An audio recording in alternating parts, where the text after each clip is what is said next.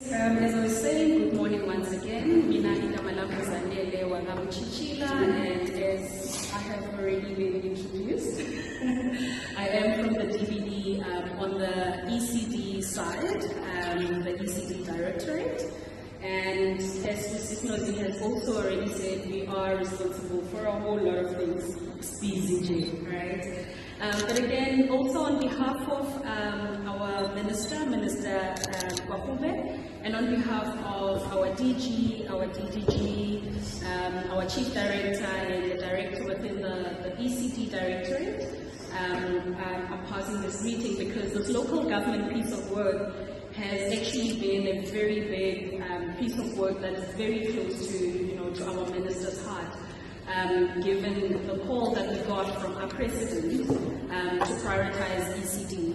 So I'm going to be speaking a lot really on the local government side of things. I'm very happy to see my colleague Richard Ngema, who has presented so much on infrastructure, because there is no way in which we can work in silos. I think if there's a takeaway that we need to take with us today is the fact that ECD, we cannot function without municipalities. ECD, we cannot function without infrastructure. So it's really, really important, and I'm very happy to see that everyone that is supposed to be in this meeting is in this meeting.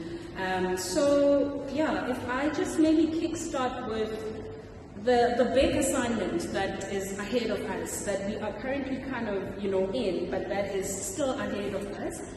I remember in the beginning of this year, during the SONA, our President spoke about ECD, and I keep saying that I can just remember the excitement that was there when the President, and I'm going to read this, when the President said, "The Constitution calls on us to work towards a society in which every South African has a fair chance to make a better life for themselves, in which every child receives a decent education and an opportunity to work and thrive." And then he further said, "We are expanding access to early childhood development through the Banapile Mass Registration Drive of ECD facilities and an increase in subsidies for ECD learners." We were so excited, we were so happy. I remember WhatsApp statuses flying, on WhatsApp, but we did not really appreciate the amount of work that was going to come with this assignment. And sitting here today, we ended up finding ourselves in a position where there was an interministerial committee, and I mentioned our minister intentionally, because in the interministerial committee in 2025, there was a recommendation that COGTA, SALGA, DOH, and DBE should execute a joint local government campaign specifically on ECD.